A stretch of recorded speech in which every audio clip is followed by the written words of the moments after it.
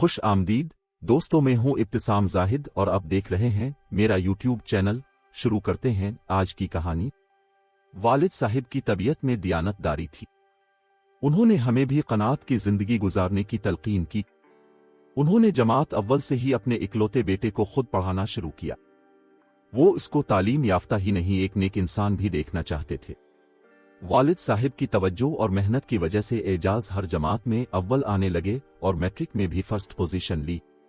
Matric کے بعد ماموں ہمارے گھر مبارکباد دینے آئے اور خواہش ظاہر کی کہ اعجاز میرے ساتھ چلے اور کاروبار میں ہاتھ بٹائے۔ یہ محنتی لڑکا ہے، مجھے ایسے ہی نوجوان کی ضرورت ہے، لیکن اعجاز نے انکار کر دیا۔ اسے پڑھنے کا شوق تھا، وہ کسی صورت ماموں جان کے ساتھ نہیں جانا چاہتا تھا۔ ماموں نے اماں بابا کو سمجھایا کہ میڈیکل میں داخلہ نہیں ملنے کا، خواہ پڑھائی میں وقت ضائع کرنے کی بجائے ابھی سے کام پکڑ لے تو تجربہ آئے گا اور کمانا بھی شروع کر دے گا۔ اب لوگوں کی غربت جلد دور ہو جائے گی۔ میرے والدین تو ماموں کے سمجھانے سے راضی ہو گئے کہ وہ اپنے کاروبار میں اعجاز کو شراکت دار بنانے کا ارادہ رکھتے تھے، مگر بھائی کسی طور راضی نہ ہوا اور گھر والوں سے جھگڑ کر حیدرآباد چلا گیا۔ اس نے وہاں کالج میں چچا جان کے ذریعے داخلہ لے لیا۔ چچی ذرا سخت مزاج تھیں، وہ اعجاز بھائی کو گھر میں نہیں رکھنا چاہتی تھیں، لہٰذا چچا نے اس کے رہنے کا ہاسٹل میں بندوبست کر دیا۔ ایک ماہ بعد اعجاز کو آفس میں بلوایا گیا۔ میڈم نے اس سے درخواست کے بارے میں پوچھا جو اس نے انٹرویو کے وقت پرنسپل سے فارورڈ کروائی تھی۔ اعجاز نے ان کو بتایا کہ وہ درخواست فارم کے ساتھ جمع کروا دی گئی تھی۔ میڈم نے کہا، تمہاری درخواست فارم کے ساتھ فائل میں نہیں ہے۔ تب اعجاز نے کہا کہ وہ گھر جا کر درخواست کے بارے پتہ کرے گا، شاید وہ گھر والی فائل میں موجود ہو۔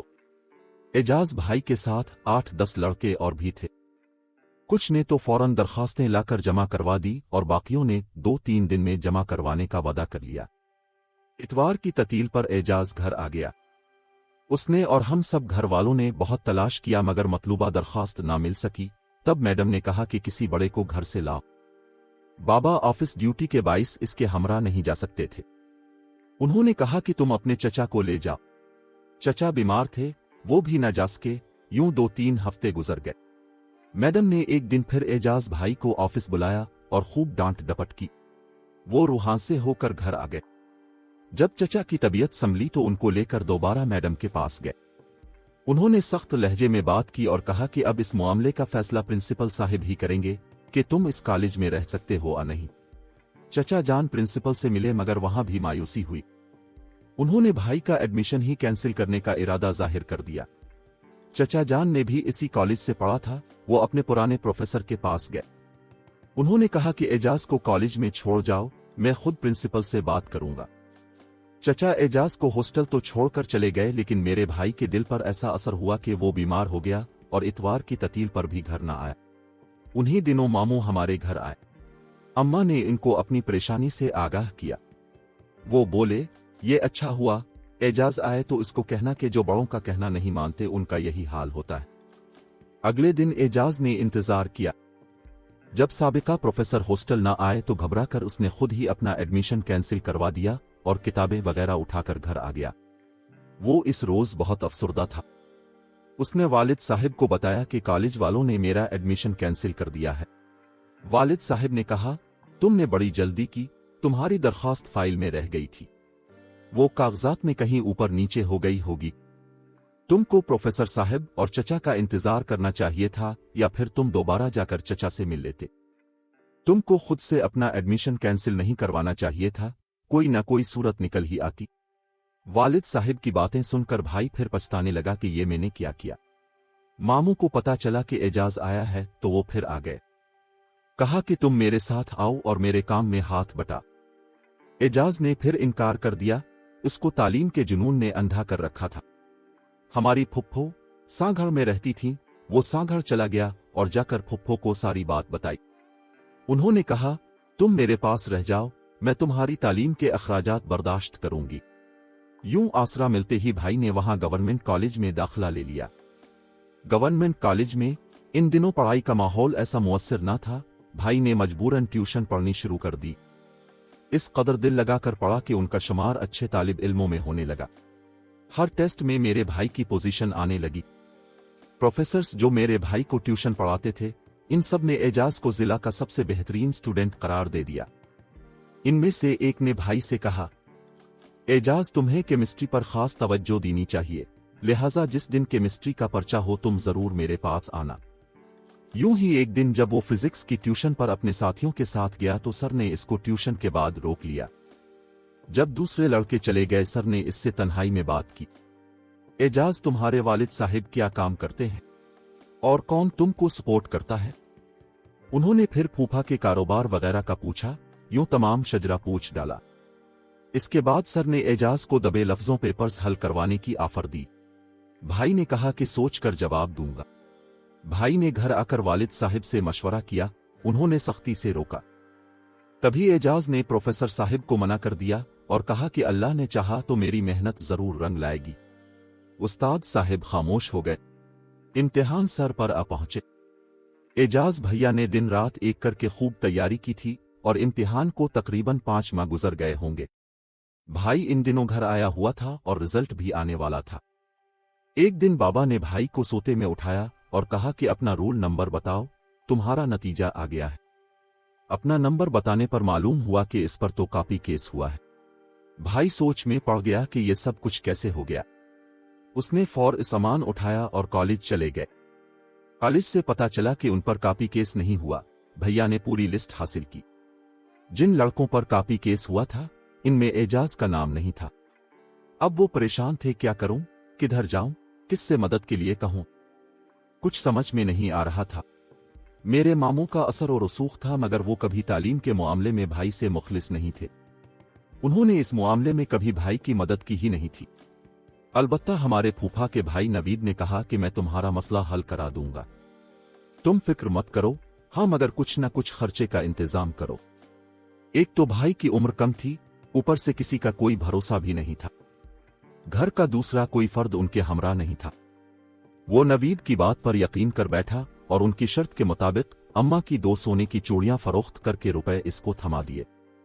इस बात से बाबा को भी लाइल्म रखा। नवीद ने वदा किया था कि 1-2 हफ्तों में यह मसला हल हो जाएगा। भाई अब रोज नवीद के घर जाता मगर नाउम्मीदी और मायूसी के सिवा कुछ हासिल ना होता। चक्कर लगाते 2 माह गुजर गए और कुछ ना बना। इन दिनों मेरा भाई कौन से अजाबों से गुजरा मैं बयान नहीं कर सकती। सारा दिन सोते रहना, पढ़ना और ना लिखना, तन्हाई में अपने आप से बातें करना। अब पढ़ाई में दिन ब दिन उनका मयार गिरता जा रहा था। उस्ताद पूछते, एजाज तुम्हें क्या हो गया है? वो कुछ ना बता पाता। इंटर के इम्तिहानों की तारीख आ गई मगर एजाज ने फॉर्म नहीं भरे क्योंकि पहले इम्तिहानों का फैसला हो तो आगे फॉर्म भरे। एक दोस्त ने कहा, कब तक दूसरों के भरोसे रहोगे, आओ हम खुद बोर्ड चलते हैं। एजाज को बोर्ड ऑफिस जाने से डर लगता था कि पता नहीं वो लोग उसके साथ क्या करे। मुतालिका ब्रांच से पता चला कि उसके कॉपी केस का खत कॉलेज भिजवा दिया गया है। कॉलेज आकर पता चला कि खत यहां पहुंचा ही नहीं। उसने कुछ दिन इंतजार किया मगर खत ना आया।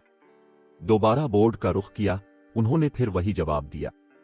वो कॉलेज वापस आया तो फिर मायूसी हुई। चंद दिनों बाद कॉलेज से एक खत मिला जिसमें हाजिरी की तारीख 5 दर्ज थी, जबकि खत 13 को मौसूल हुआ। गोया कि जिस तारीख को पेश होना था वो कब की गुजर चुकी थी। खत लेकर वो बेचारा फिर से बोर्ड गया। क्लर्क से फरियाद की कि तुमने मुझे इतनी ताखीर से क्यों खत भेजा है। वो उल्टा गिले पड़ गया। प्रिंसिपल साहिब को बताया। उन्होंने कहा, बेटा इंतजार करो और जो बोर्ड तुम्हारे बारे फैसला करे इसको कबूल कर लो। वो अगले दिन फिर बोर्ड गया तो मालूम हुआ कमेटी ने एक पेपर कैंसिल कर दिया है, और वो भी सबसे मजबूत जो इसका सब्जेक्ट था यानी बायोलॉजी का। भाई दुख से निढाल था लेकिन तकदीर का लिखा समझकर कबूल कर लिया। फॉर्म की तारीख मिली और भाई ने फॉर्म जमा करवा दिए। अब इम्तिहान में सिर्फ 3 दिन थे मगर स्लिप ना आई। कॉलेज वालों ने कहा, तुम बोर्ड से पता करो। बोर्ड जाकर पता किया तो उन्होंने कहा कि तुम्हारे फॉर्म ही बोर्ड में नहीं पहुंचे। कॉलेज से वो लिस्ट ली जिनके फॉर्म बोर्ड भिजवाए गए थे मगर ये भी कारआमद साबित ना हुआ। एजाज डायरेक्टर साहिब से भी मिला, फिर बोर्ड में बैठे मुख्तलिफ लोगों से मिला कि कोई मेरी मदद करेगा, कोई तो एहसास करेगा, मगर किसी ने मदद ना की। मायूस होकर मेरा भाई अपने एक दोस्त के पास गया। इसकी कोशिशों से इसे नए फॉर्म मिले, फिर बोर्ड जाकर खुद फॉर्म जमा करवाए। 600 रुपए फालतू दिए और दस्ती स्लिप लेकर आया। अगले दिन इम्तिहान था। वो इम्तिहान तो क्लियर कर गया मगर सी ग्रेड में फिर उसको तालीम और तालीम देने वालों से ही नफरत हो गई। एजाज कॉलेज से फारिग होकर घर आया। फिर किसी ने इसको उन हाथों के बारे बताया जिन्होंने इसको इतना रुलाया था।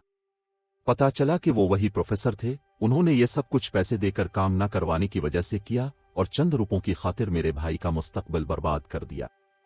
यूं मेरा प्यारा होनहार भाई, मेरे बाप के घर का उजाला, उनका इकलौता चिराग गिल हो गया।